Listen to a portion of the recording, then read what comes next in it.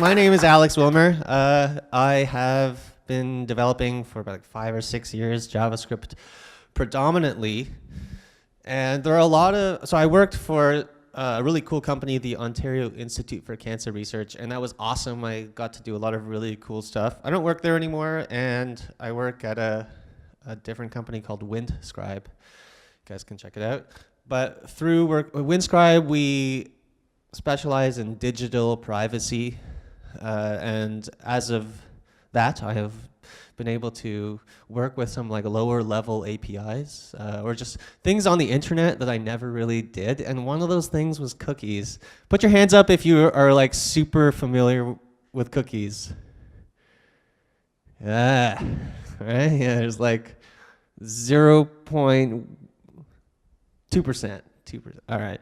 We had more hands in the back there. Yeah, so like I don't know anything about cookies. Actually, if you type, I'm a JavaScript guy, if you type document.cookie in the browser, you get this big string. It's like it's cookies, it's a string. Cool. Let's see if I can do this. You know what? I had the Wikipedia page that I was gonna move over to briefly, but you guys just check it out. Just type HTTP cookies into Wikipedia. It's a pretty interesting list of different things. You know, there's like persistent cookies and all sorts of stuff. And then there's super cookie and zombie cookie. I don't know. I have no idea what those things are. But I learned that there are a lot of cookies that are not out there to help you.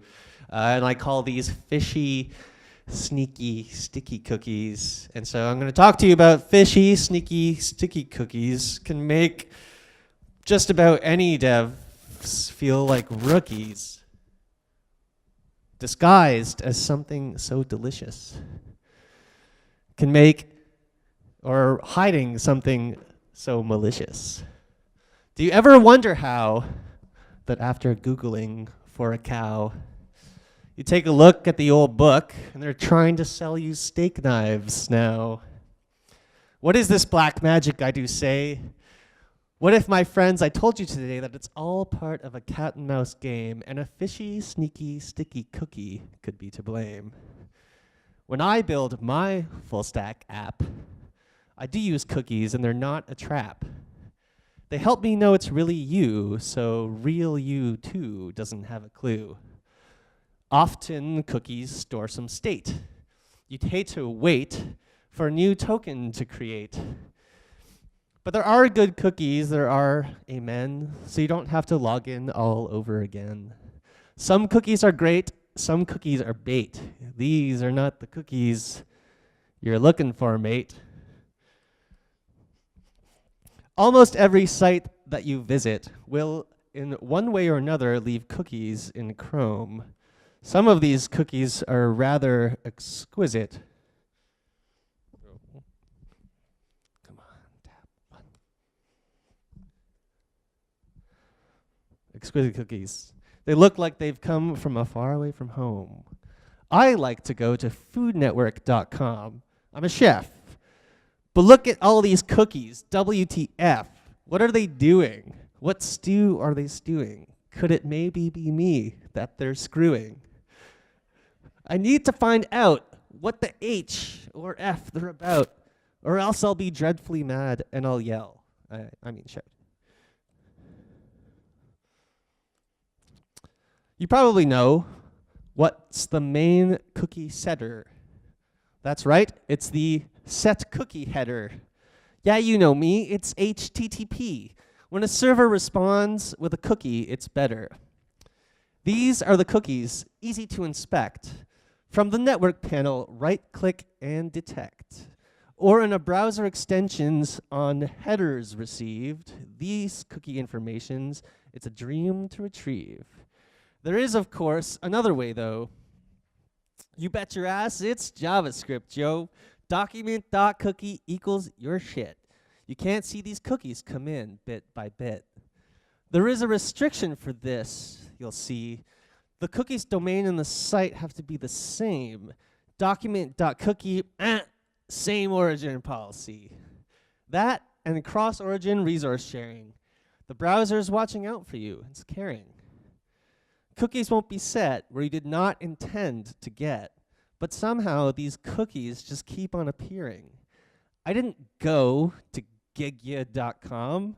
It was Food Network, bro. It must have come from the DOM. Any guesses as who's to blame? That's right, folks, Mr. iFrame. iFrames do the thing that is sneaky. Their domain is their own getting around SOP. A whole site inserted, the policy averted. They bring their own JavaScript, which can be really freaky. And sometimes these iframes don't seem to do shit. But they do load another iframe just down a little bit. And that's the culprit that's leaving these crumbs. These are the ones that make me feel dumb. So what's the big deal? They're just cookies, right? Well, if you work in advertising, these cookies are tight. These cookies are sticky. These cookies are icky. They help the advertisers sell you the perfect doohickey. Cookies are attached to all your network requests, so the advertisers can sell you more gorilla vests. Every site and every byte from page 1 and page 2 through these crazy iframe nests. So what can we do of these nefarious things? Well, we can blast them all with all the destruction that brings, or we can try to selectively remove, but that's easier said than it is to prove. Remember that there are plenty of cookies that are great. We only want to remove the ones that we hate. Cookies are kind of like bacteria. You can pour antibiotics into the system, but this just fuels the ongoing arms race. Eventually, it makes them hard to resist them. Browser extensions have more APIs to cut the browser's cookie store down to size. But there's no guarantee that you'll be totally free. The best lesson here is to become more wise. Remember that when you are browsing the net, it's not always going to be a safe bet. You have to be vigilant. Do your own due diligence. Our privacy is at stake. Learn to recognize the threat.